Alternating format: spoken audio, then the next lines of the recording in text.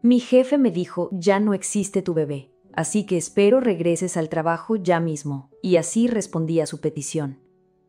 Ese terrible día, estaba sosteniendo a mi bebé sin vida en mis brazos, cuando mi jefe me envió un mensaje de texto que decía, como ya no eres madre, ya no hay baja por maternidad, y espero que estés disponible a tus asignaciones. Los informes trimestrales deben entregarse en una semana, no llegues tarde. Todavía no podía creerlo. Mi pequeña Alana, a quien había llevado durante 8 meses y medio en mi vientre, había nacido sin vida apenas 10 horas antes. Los médicos dijeron que fue un desprendimiento de placenta repentino. No hubo advertencias, no hubo señales. Un día estaba sintiendo sus pataditas mientras terminaba una presentación para un cliente importante, y al siguiente estaba en una ambulancia sangrando profusamente con un dolor que desgarraba mi alma. Mi esposo Sebastián y yo habíamos esperado tanto por este bebé. 3 años de tratamientos de fertilidad y 2 abortos espontáneos anteriores. Finalmente, cuando todo parecía ir bien, cuando ya teníamos la habitación lista con sus muebles color crema y móviles de mariposas colgando sobre la cuna, ocurrió lo impensable. Cuando leí el mensaje de Roberto, mi jefe, estaba en una especie de trance sosteniendo el cuerpo de Alana, envuelto en una manta que yo misma había tejido durante los últimos meses. Los enfermeros me habían dicho que podía estar con ella el tiempo que necesitara para despedirme. Sebastián había salido momentáneamente para llamar a nuestros padres y hacer los arreglos iniciales para el funeral. Roberto Moretti era el director ejecutivo de nuestra firma de consultoría financiera en la Ciudad de México. Lo había conocido 7 años atrás, cuando entré a la empresa como analista junior. Al principio parecía exigente, pero justo. Con el tiempo, mientras ascendía en la jerarquía hasta convertirme en gerente de cuentas principales, comencé a notar su verdadera naturaleza. Un hombre obsesionado con el control, incapaz de empatía, veía a sus empleados como herramientas desechables. Cuando le anuncié mi embarazo, 7 meses atrás, su primera reacción fue decir, espero que hayas considerado cómo afectará esto a los clientes de la cartera. Varios de nuestros clientes están en una fase crítica y no podemos permitirnos distracciones. No hubo felicitaciones, solo una mirada fría, calculando cómo mi estado afectaría las ganancias. Durante mi embarazo, Roberto incrementó gradualmente mi carga de trabajo. Donde antes manejaba 12 cuentas importantes, ahora tenía 18. Las reuniones se programaban estratégicamente a las 7 de la mañana o a las 8 de la noche, justo cuando mis náuseas matutinas eran peores o cuando mi cuerpo agotado apenas podía mantenerse erguida. Si quieres seguir siendo competitiva en esta industria, tienes que demostrar que un embarazo no te debilita, me dijo en una ocasión. A pesar de todo, yo excedía constantemente las expectativas. Mis clientes estaban satisfechos. Los números mejoraban trimestre tras trimestre. Trabajaba hasta la medianoche, muchas veces ignorando las advertencias de mi médico sobre el estrés. Solo unos meses más, me decía a mí misma. Después tomaré mi baja por maternidad y estableceré límites más claros. Y ahora esto, un mensaje de texto frío mientras sostenía a mi hija sin vida. No respondí, no podía. Las lágrimas nublaban mi visión mientras acariciaba el rostro perfecto pero inmóvil de Alana. Al día siguiente, mientras todavía estaba en el hospital recuperándome de la cesárea y tratando de procesar nuestro dolor, mi teléfono comenzó a vibrar incesantemente. Era Roberto, una llamada tras otra, 43 llamadas en total, hasta que finalmente contesté, más por agotamiento que por voluntad propia. Lamento lo de tu bebé, dijo sin emoción. Pero ya que puedes hablar, significa que puedes liderar la llamada con el cliente de las 3 desde donde estés. La cuenta González está preocupada por las proyecciones del último trimestre y necesitamos tranquilizarlos. Me quedé en silencio, incapaz de procesar la crueldad de sus palabras. En la cama contigua a la mía, otra mujer alimentaba a su recién nacido. El contraste entre su alegría y mi devastación era insoportable. «Renata, ¿sigues ahí? Necesito confirmación de que harás esa llamada», insistió Roberto ante mi silencio.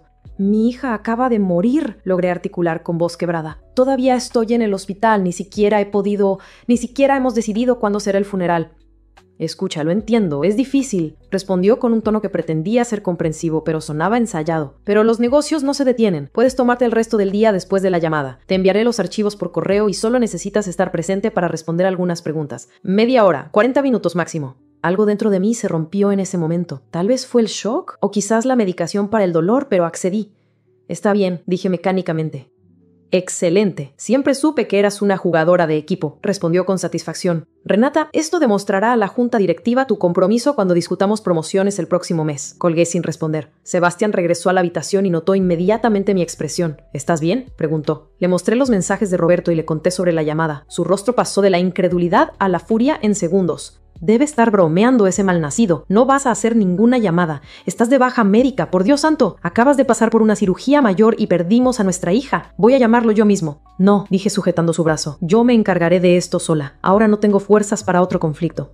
Esa tarde, con Sebastián protestando a mi lado, me conecté desde mi teléfono a la videollamada. Estaba pálida, con ojeras profundas y el cabello enmaradeado, pero Roberto sonrió satisfecho cuando mi rostro apareció en la pantalla. «Aquí está nuestra estrella. Renata se ha tomado un tiempo de su recuperación para acompañarnos hoy», anunció a los clientes como si estuviera haciendo un favor especial. La llamada, que debía durar 40 minutos, se extendió por casi 2 horas. Cada vez que intentaba excusarme, Roberto encontraba una nueva pregunta para dirigirme. Renata es quien mejor conoce estos números. Y así me mantenía atrapada mientras mi cuerpo gritaba de dolor y mi corazón se desangraba por mi hija.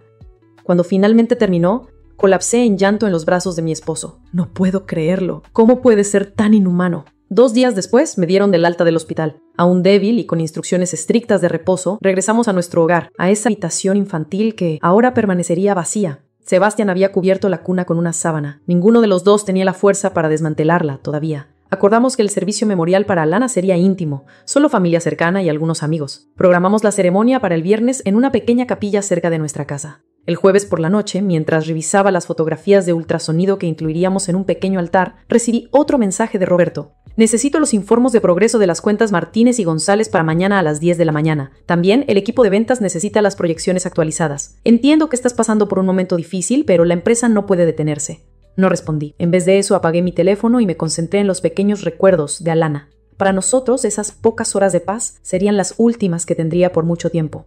El viernes, mientras amigos y familiares se reunían en la capilla, noté un auto negro estacionándose bruscamente afuera del lugar. Era el Audi de Roberto. Mi corazón se aceleró con ansiedad y rabia. «No puede ser», murmuró Sebastián al reconocerlo. «Voy a sacarlo de aquí ahora mismo». Pero antes de que Sebastián pudiera moverse, Roberto ya había entrado a la capilla. Vestía un traje impecable y llevaba su portafolio de cuero como si estuviera en una reunión de negocios. Se detuvo brevemente al ver el pequeño ataúd blanco al frente de la sala. Pero luego sus ojos me localizaron y avanzó directamente hacia mí. «Renata, has estado ignorando mis llamadas y mensajes», dijo en voz baja pero firme, ignorando completamente el contexto solemne que nos rodeaba. Diana Moretti testificó públicamente $50,000 en comisiones esfumados porque no estabas disponible para la llamada de retención. Mi madre, sentada a mi lado, lo miró horrorizada y le dijo: «Disculpe, estamos en un funeral». Roberto le ignoró completamente. «Necesito que vengas a la oficina mañana. La junta directiva está preocupada por la caída en los números de este mes y quieren explicaciones». Sebastián se interpuso entre nosotros molesto pero conteniéndose. «Señor Moretti, le voy a pedir que se retire ahora mismo. Esto es completamente inapropiado y fuera de lugar». Roberto lo miró como si apenas notara su presencia. «Esto es un asunto de negocios. No le concierne». «Es el funeral de nuestra hija», respondió Sebastián, su voz temblando de rabia contenida. «Una situación lamentable, sin duda», replicó Roberto con desdén. «Pero Renata tiene responsabilidades que no desaparecen por circunstancias personales». Luego se volvió hacia mí. «Te espero mañana a las 9 en mi oficina». La capilla entera había quedado en silencio. Todos los presentes observaban la escena con incredulidad y horror. Mi hermana estaba grabando discretamente con su teléfono, su rostro una máscara de indignación. Mientras Roberto se daba la vuelta para marcharse, dejó caer un comentario final que heló mi sangre.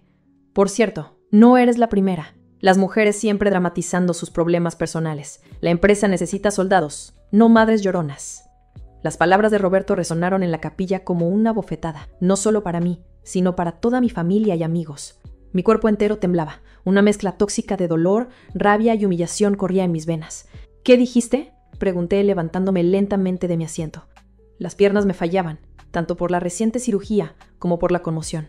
Roberto se detuvo y se giró con una expresión de ligera irritación, como si le molestara tener que repetirse. «Dije que no eres la primera empleada que intenta usar circunstancias personales como excusa para eludir responsabilidades profesionales».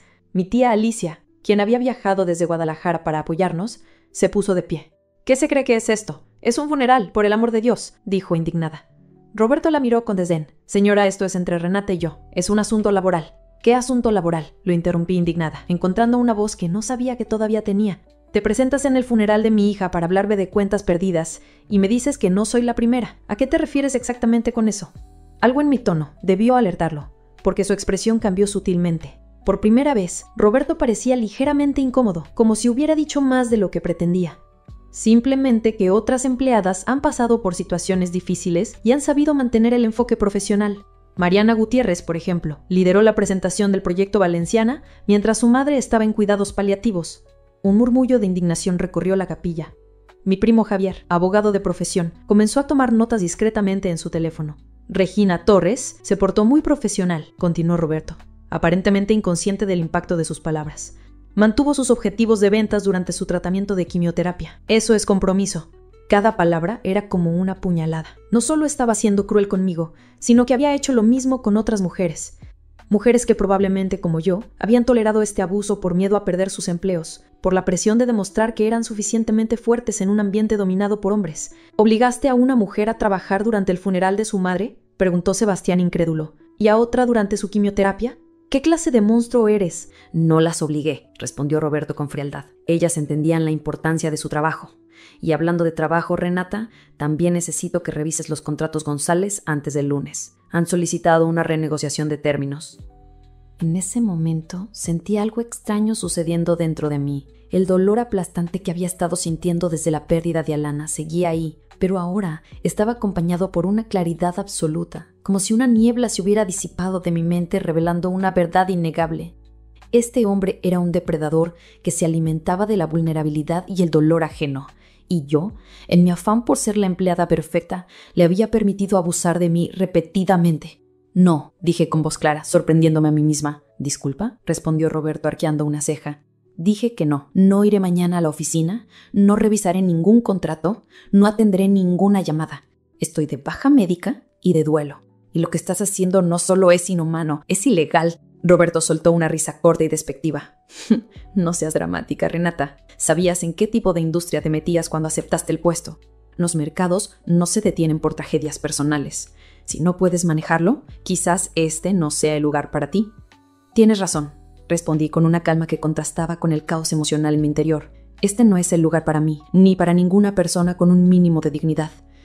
Saqué mi teléfono y lo encendí, ignorando las docenas de notificaciones de correos y mensajes de Roberto que aparecieron inmediatamente. Abrí la aplicación de correo electrónico y comencé a escribir, mis dedos moviéndose con determinación. ¿Qué estás haciendo?, preguntó Roberto, su tono ahora ligeramente alarmado. Estoy enviando mi renuncia formal efectiva inmediatamente.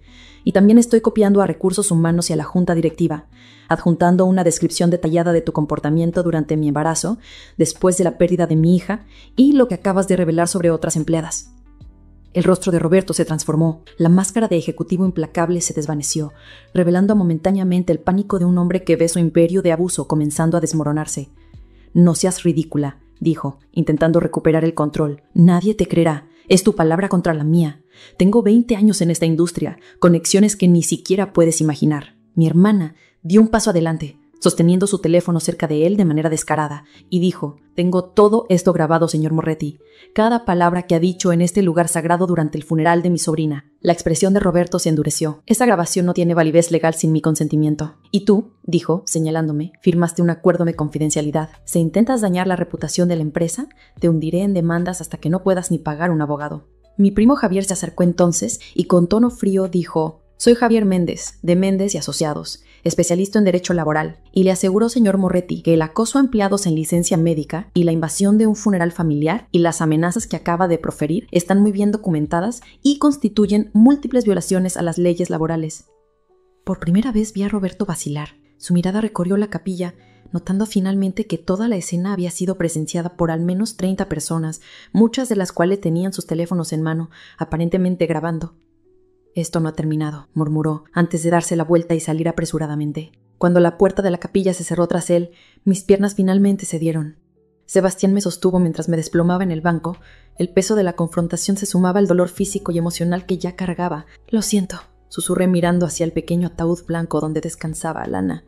«Lo siento tanto, mi niña». «No tienes nada que lamentar», dijo mi madre, abrazándome con fuerza. «Ese hombre es un monstruo, y tú acabas de hacer algo increíblemente valiente». Pero mientras la ceremonia continuaba, una nueva preocupación se instalaba en mi mente. Roberto no era el tipo de persona que aceptaba la derrota fácilmente. Sus últimas palabras diciendo «esto no ha terminado» resonaban como una amenaza. Y, conociendo su influencia en la industria financiera de México, sabía que tenía el poder de cumplirla. Lo que no sabía en ese momento era que Roberto no solo no había terminado conmigo, sino que su siguiente acto de crueldad superaría todo lo anterior y me llevaría a un límite que nunca imaginé tener que enfrentar. 2 días después del funeral, mientras aún procesaba el dolor de la pérdida de Alana y la confrontación con Roberto, comencé a sangrar abundantemente. Sebastián, aterrorizado, me llevó de emergencia al hospital. Los médicos determinaron que estaba sufriendo complicaciones posparto y necesitaba una transfusión de sangre urgente. La cesárea de emergencia dejó algunos tejidos que su cuerpo está intentando expulsar, explicó la doctora Ramírez. Además, sus niveles de hemoglobina son peligrosamente bajos. Necesitamos hacer una transfusión inmediatamente y posiblemente un legrado para evitar una infección. Mientras me preparaban para el procedimiento, recibí múltiples llamadas de números desconocidos. Finalmente, una de las enfermeras respondió mi teléfono. La señora Renata está hospitalizada y no puede atender llamadas, explicó profesionalmente. Después de colgar, me miró preocupada. Dice que es de recursos humanos de su empresa, que es urgente hablar con usted sobre su carta de renuncia. Por favor, diles que estoy literalmente recibiendo una transfusión de sangre, respondí débilmente, viendo cómo la sangre goteaba del suero hacia mis venas. La transfusión había comenzado hacía unos 20 minutos cuando la puerta de mi habitación se abrió de golpe. Para mi horror absoluto, ahí estaba Roberto, con su portátil bajo el brazo y una expresión determinada. «Renata, necesitamos hablar de los informes trimestrales ahora», anunció como si estuviera entrando a una sala de conferencias y no a una habitación de hospital donde yo estaba conectada a múltiples máquinas. Sebastián, quien había salido brevemente para llamar a mi madre, regresó justo en ese momento. «¿Qué demonios haces aquí?», gritó interponiéndose entre Roberto y mi cama. Roberto lo ignoró completamente, rodeándolo para acercarse a mí. «La junta directiva está esperando los reportes financieros que solo tú conoces en detalle. Tu renuncia no será procesada hasta que completes la transición adecuada de tus cuentas». La enfermera que supervisaba mi transfusión intervino inmediatamente. «Señor, esta es una unidad médica. La paciente está en un procedimiento crítico. Debe retirarse ahora mismo». «Esto solo tomará unos minutos», insistió Roberto abriendo su laptop. «Renata solo necesita revisar estos números y dar su aprobación». Era surrealista. Mientras mi cuerpo luchaba por recuperarse, mientras literalmente recibía sangre de donantes para compensar la que había perdido, este hombre seguía viendo en mí solo una herramienta para sus objetivos financieros. «Seguridad», llamó la enfermera por intercomunicador. «Necesitamos asistencia en la habitación 37 inmediatamente». «Esto es ridículo», protestó Roberto. «Es un asunto de millones de dólares en juego. Unos minutos de su tiempo». «Mi esposa acaba de perder a nuestra hija y está recibiendo una transfusión de sangre. ¿Qué clase de monstruo eres?». 2 guardias de seguridad entraron rápidamente a la habitación.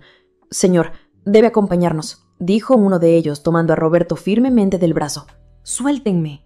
¿Saben quién soy yo? Soy Roberto Moretti, director ejecutivo de...». «No me importa si es el presidente de la República», respondió el guardia con firmeza.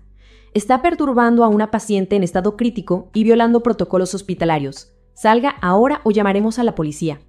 Mientras lo escoltaban fuera, Roberto gritó: «Esto te costará tu indemnización, Renata, y me aseguraré de que nadie en el sector financiero vuelva a contratarte». Cuando la puerta se cerró tras de él, rompí en llanto. No eran solo lágrimas de miedo o estrés, sino de una claridad dolorosa. Durante años había admirado a Roberto, había buscado su aprobación, había sacrificado mi salud y bienestar por cumplir con sus expectativas. Y todo ese tiempo él me veía como algo menos que humana. «Ya es suficiente», dijo Sebastián tomando mi mano. «Esto va más allá del acoso laboral, es criminal». Mi madre, quien había llegado justo para presenciar la escena final, estaba lívida. «Ese hombre pertenece a una institución mental, no dirigiendo una empresa». Mientras la transfusión continuaba, tomé una decisión. Esto no se trataba solo de mí. Roberto había mencionado a otras mujeres. Mariana Gutiérrez durante el funeral de su madre, Regina Torres durante su quimioterapia. ¿Cuántas más habían sufrido en silencio? ¿Cuántas habían sido intimidadas hasta la sumisión, convencidas de que tenían que elegir entre su humanidad y su carrera profesional? «Quiero hablar con un abogado», dije, mi voz más firme de lo que había estado en días. «No solo con Javier, quiero al mejor especialista en derecho laboral que podamos encontrar». «Lo tendrás», prometió Sebastián. «Y también deberíamos hablar con las otras mujeres que mencionó». «Primero necesitas recuperarte», insistió mi madre, acariciando mi cabello. «Tu salud es lo primero ahora». «Mamá, Si no hago algo ahora, seguirá haciéndolo a otras personas, respondí. No puedo permitirlo, no después de todo lo que hemos pasado. Esa misma tarde, desde mi cama de hospital, con la ayuda de Sebastián y mi primo Javier, comencé a investigar. Usando LinkedIn y contactos de la industria, identificamos a Mariana Gutiérrez, quien había dejado la empresa 6 meses atrás, y a Regina Torres, quien sorprendentemente seguía empleada ahí. Le pedí a Javier que las contactara discretamente. Para nuestra sorpresa, ambas respondieron casi inmediatamente. Parecía que solo estaban esperando que alguien les preguntara. Regina accedió a visitarme en el hospital al día siguiente. Cuando entró a mi habitación quedé impactada. Era una mujer de unos 40 años, visiblemente debilitada por su tratamiento contra el cáncer, pero con una determinación feroz en sus ojos. He estado esperando este momento por meses, dijo, después de presentarse. Cuando Roberto mencionó mi nombre en el funeral de tu bebé, lo siento mucho por tu pérdida, por cierto, pero cuando lo mencionó en el funeral de tu hija, una amiga que estaba presente me contactó inmediatamente. Regina me contó cómo Roberto la había obligado a continuar trabajando durante su quimioterapia, programando deliberadamente reuniones importantes los mismos días de sus tratamientos. Me dijo que si podía sentarme a recibir medicamentos, también podía conectarme a una videollamada, como si recibir veneno en tus venas para matar células cancerígenas fuera comparable a estar sentada en una sala de espera. Mariana nos llamó por video esa misma tarde. Su historia era igualmente perturbadora. Su madre había fallecido después de una larga batalla contra la demencia y Roberto no solo había insistido en que trabajara durante los servicios funerarios, sino que había aparecido personalmente para asegurarse de que la presentación cumpliera con los estándares. Estaba literalmente de pie junto al ataúd de mi madre mientras yo hacía una presentación de ventas por teléfono, recordó Mariana, las lágrimas corriendo por sus mejillas. Después de eso renuncié. No pude soportarlo más, pero firmé un acuerdo de confidencialidad bajo presión, amenazada con perder mi indemnización. He estado callada desde entonces, pero ya no más. Y no eran solo ellas. A medida que nuestra investigación avanzaba, descubrimos a Lucía Mendoza, quien había sufrido un aborto espontáneo 2 años antes, y a quien Roberto había negado también su baja, obligándola a regresar al trabajo al día siguiente, y a Valeria Suárez, quien había sido hospitalizada por agotamiento extremo después de que Roberto la forzara a trabajar 96 horas seguidas para cerrar un trato importante. En total identificamos a 8 mujeres que habían experimentado abusos similares. 6 de ellas accedieron a unirse a nuestra causa. Con cada testimonio, mi determinación crecía. Esto no era solo un jefe exigente o un ambiente de trabajo intenso. Era un patrón sistemático de abuso específicamente dirigido a mujeres en sus momentos más vulnerables. Una semana después, cuando finalmente me dieron de alta del hospital, convocamos una reunión en mi casa. Asistieron las 6 mujeres, 3 abogados especializados en derecho laboral y una periodista de investigación de un importante diario nacional que Valeria conocía personalmente. Lo que vamos a hacer no será fácil, advirtió la abogada principal, Alejandra Cortés. Roberto Moretti tiene conexiones poderosas y recursos virtualmente ilimitados para pelear legalmente. Intentará intimidarlas, desacreditarlas y posiblemente incluso amenazarlas. Ya lo ha hecho, respondí, y seguimos aquí. Regina, aún con su pañuelo cubriendo su cabeza calva por la quimioterapia, tomó mi mano. Durante meses pensé que era la única, que quizá era demasiado débil para esta industria. Ahora veo que esto nunca se trató de fortaleza profesional, sino de abuso de poder. Esa tarde, firmamos los documentos para iniciar una demanda colectiva contra Roberto Moretti y la empresa por acoso laboral, discriminación de género, violación de derechos de licencia médica y daños emocionales. La periodista, comprometida con la protección de fuentes vulnerables, acordó publicar un reportaje detallado, pero manteniendo nuestros nombres en el anonimato hasta que el caso avanzara lo suficiente. Mientras firmaba mi declaración jurada, sentía algo que no había experimentado desde la pérdida de Alana, un propósito. Mi hija nunca crecería para enfrentar a hombres como Roberto, nunca tendría que luchar por su dignidad en un lugar de trabajo, nunca conocería el dolor de ser tratada como una herramienta desechable. Pero quizás, a través de nuestras acciones, podríamos crear un mundo un poco mejor para las hijas de otras mujeres. Por Alana, murmuré, mientras entregaba los documentos firmados a Alejandra. Por todas nosotras, añadió Regina, apretando mi mano. Al día siguiente, recibí la primera de muchas llamadas amenazantes. Era Roberto furioso tras ser notificado de la demanda. «¿No tienes idea de lo que has hecho?», gruñó. «Te destruiré, Renata, a ti y a todas esas mentirosas que has reunido. Ninguna de ustedes volverá a trabajar en esta ciudad». «Todo está grabado, Roberto», respondí con una calma que no sabía que poseía. Cada amenaza, cada violación, y ya no estoy sola. Las semanas siguientes fueron un torbellino de actividad legal y mediática. 3 días después de presentar nuestra demanda colectiva, el reportaje salió publicado en primera plana. Director ejecutivo acosa a empleada durante funeral de su hija. Patrón de abuso contra mujeres en momentos vulnerables. Aunque nuestros nombres se mantuvieron en el anonimato, identificándonos solo como 8 mujeres profesionales del sector financiero, los detalles eran suficientemente específicos para que cualquiera en la industria supiera exactamente de quién y de qué empresa se trataba. La reacción fue inmediata y polarizada. Por un lado, recibimos una oleada de apoyo de grupos de derechos laborales, asociaciones de mujeres profesionales y el público en general. Por otro lado, Roberto y la empresa iniciaron una campaña de desprestigio brutal. Son empleadas descontentas buscando compensación económica, declaró el portavoz de la empresa en una rueda de prensa. El señor Moretti es conocido por su exigencia y altos estándares, lo que naturalmente genera resentimiento en aquellos que no pueden cumplir con las expectativas del sector financiero de alto rendimiento. Lo más doloroso fue ver cómo algunos de mis antiguos colegas, personas con quienes había colaborado durante años, se alineaban públicamente con Roberto. Renata siempre fue emocional y buscaba tratamiento especial, declaró Alonso Sánchez, un gerente que había sido mi mentor. Utilizó su embarazo para evadir responsabilidades y ahora está utilizando su tragedia personal para vengarse. Regina, quien se había convertido en mi principal apoyo dentro del grupo de demandantes, me llamó esa noche. ¿Has visto lo que están diciendo de mí? ¿Que exageré mi diagnóstico de cáncer para obtener privilegios? ¿Privilegios? Perdí un seno y estuve al borde de la muerte. ¿Eso es un privilegio? La campaña de desprestigio no se limitó a declaraciones públicas. Comenzaron a circular rumores en LinkedIn y otros espacios profesionales sobre nuestra ética laboral, nuestra estabilidad emocional e incluso nuestra honestidad. Mariana me llamó llorando porque un potencial empleador le había dicho directamente: no contratamos a personas que demandan a sus antiguos jefes. Eso demuestra falta de lealtad. A la tercera semana, la presión era casi insoportable. 3 de las 8 mujeres originales se retiraron de la demanda, incapaces de soportar el escrutinio público y el sabotaje profesional. Roberto estaba ganando por desgaste. Entonces ocurrió algo inesperado. Una mañana, mientras desayunaba con Sebastián intentando reunir fuerzas para otra jornada de llamadas con abogados y declaraciones, recibí un mensaje de un número desconocido. Mi nombre es Diana Moretti. Soy la ex esposa de Roberto. Necesitamos hablar.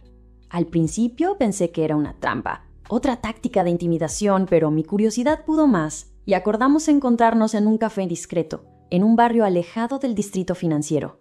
Diana resultó ser una mujer elegante, de unos 50 años, con una presencia serena que contrastaba con la imagen que tenía del entorno de Roberto. Llegó con una carpeta gruesa bajo el brazo. «He seguido tu caso», dijo después de que nos presentamos. «No eres la primera en intentar enfrentarte a Roberto, pero podrías ser la primera en tener éxito». Me explicó que había estado casada con Roberto durante 12 años y había presenciado su comportamiento abusivo, no solo con empleadas, sino también con ella misma. Me divorció mientras estaba hospitalizada por una apendicitis, recordó con amargura. Literalmente envió a los abogados con los papeles mientras me recuperaba de la cirugía. Quería asegurarse de que estuviera debilitada para negociar. Lo que Diana me ofreció cambiaría completamente el curso de nuestra batalla legal. Documentación detallada de un patrón de comportamiento abusivo que se extendía por más de 15 años. Durante nuestro matrimonio, Roberto mantenía un registro meticuloso de sus victorias profesionales, explicó. Abríamos la carpeta. Le encantaba documentar cómo domaba a empleados difíciles, especialmente mujeres. Lo consideraba una especie de arte. Entre la documentación había correos electrónicos, mensajes de texto, grabaciones de llamadas y, lo más impactante, un diario digital donde Roberto detallaba sus estrategias para quebrar resistencias y establecer dominancia sobre empleadas que consideraba desafiantes. El evento desencadenante suele ser un momento de vulnerabilidad personal, había escrito en una entrada. Embarazos, enfermedades, muertes familiares, es cuando están emocionalmente comprometidas que puedes realmente establecer los límites de tu autoridad. En otra entrada, escribió específicamente sobre su estrategia con empleadas embarazadas. Si les permites usar su estado como excusa una vez, lo usarán para siempre. Establecer durante el embarazo que no obtendrán concesiones especiales asegura lealtad y sumisión a largo plazo. Mi estómago se revolvió al leer estas palabras.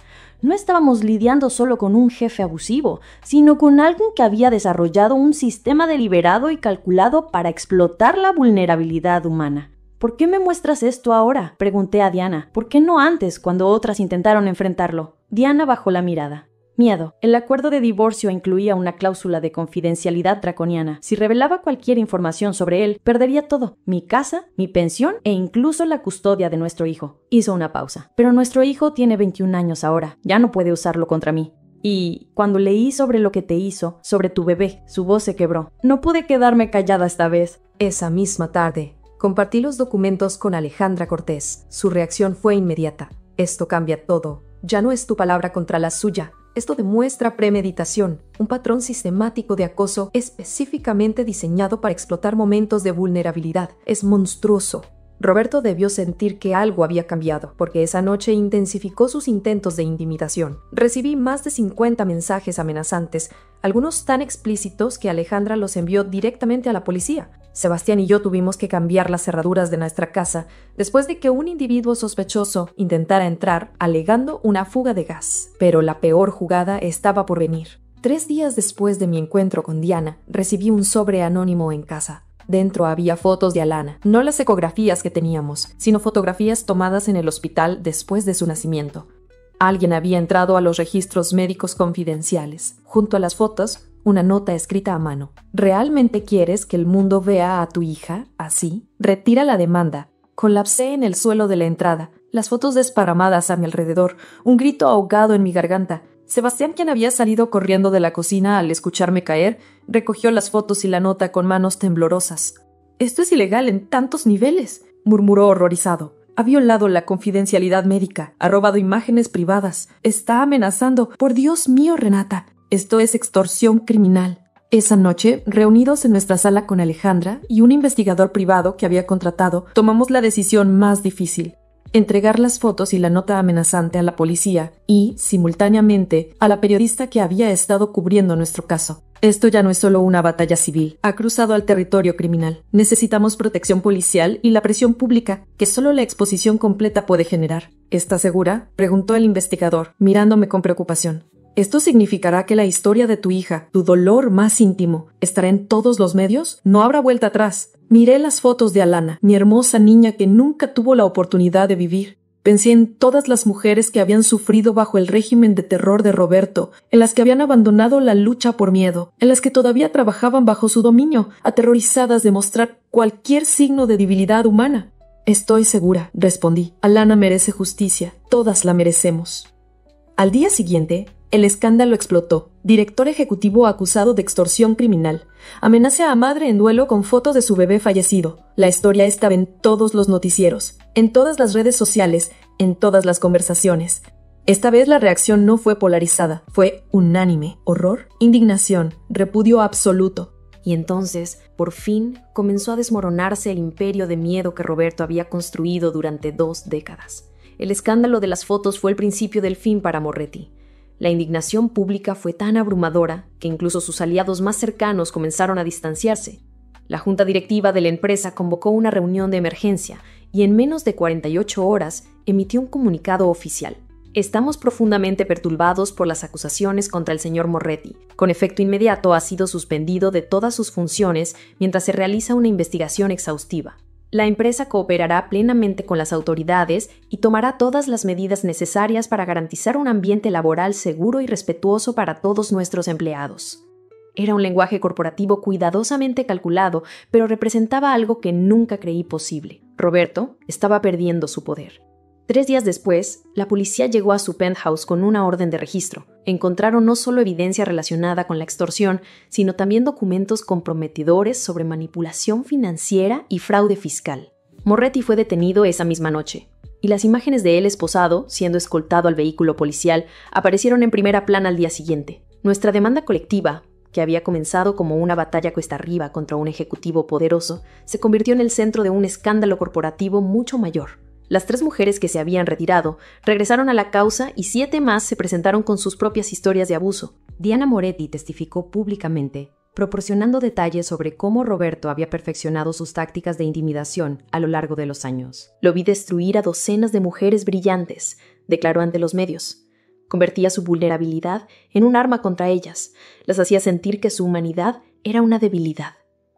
A medida que la investigación avanzaba, salieron a la luz más detalles perturbadores. Roberto había creado un sistema de vigilancia para monitorear a sus empleadas fuera del horario laboral. Había manipulado evaluaciones de desempeño para castigar a quienes consideraba problemáticas e incluso había infiltrado a personas en los círculos sociales de algunas empleadas para obtener información personal que pudiera usar como leverage. 2 meses después de que comenzara todo, la junta directiva anunció la terminación definitiva del contrato de Roberto y una reestructuración completa del Departamento de Recursos Humanos. La nueva directora ejecutiva, Gabriela Vega, una respetada líder de la industria, conocida por su enfoque en bienestar laboral, me contactó personalmente. «Lo que has hecho es extraordinario», me dijo durante nuestra reunión. «Has expuesto una cultura tóxica que se había normalizado no solo en nuestra empresa, sino en toda la industria. Queremos reparar el daño causado y crear un nuevo estándar».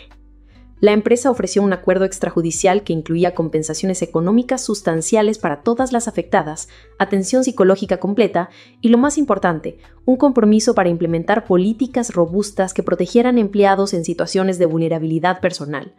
Se establecieron guías claras sobre cómo manejar situaciones de duelo, enfermedad grave y otras crisis personales. Para mí el dinero era lo de menos. Los $200,000 que recibí como compensación no podían devolverme a Alana ni borrar el trauma de esas semanas infernales, pero el cambio sistémico que habíamos logrado significaba que otras mujeres no tendrían que pasar por lo mismo. Roberto fue sentenciado a 10 años de prisión por extorsión, acceso ilegal a registros médicos, fraude fiscal y varios cargos más. La sentencia incluía la prohibición permanente de ocupar cargos directivos en empresas públicas. En cuanto a mí, el proceso de sanación fue largo y complejo. El dolor por la pérdida de Alana nunca desapareció completamente, pero gradualmente aprendí a llevarlo de una manera que no me consumiera. Con la ayuda de terapia y el apoyo inquebrantable de Sebastián, comencé a reconstruir mi vida. Un año después, Sebastián y yo decidimos intentar nuevamente tener un hijo, y lo logramos. El embarazo fue difícil, cargado de ansiedad y recuerdos dolorosos, pero también de esperanza. Nuestra hija Eva nació sana y fuerte, llenando nuestra casa con el llanto que una vez habíamos anhelado escuchar. A veces, mientras sostengo a Eva, pienso en cómo un acto de crueldad inimaginable desencadenó una transformación que beneficiaría a tantas personas. No fue el camino que hubiera elegido, y el precio que pagamos fue demasiado alto. Pero encontré un propósito en el dolor más profundo que he conocido. A veces me pregunto qué le diré a Eva cuando sea mayor y pregunte ¿por qué mamá aparece en artículos sobre acoso laboral y derechos de los trabajadores? Le contaré sobre su hermana Lana, sobre cómo su breve existencia desencadenó un cambio que protege ahora a miles de personas. Le enseñaré que el verdadero liderazgo no se trata de intimidación ni control, sino de empatía y respeto por la dignidad humana. Hace 3 meses, recibí una invitación para dar una conferencia en la misma empresa donde una vez sufrí el peor acoso imaginable.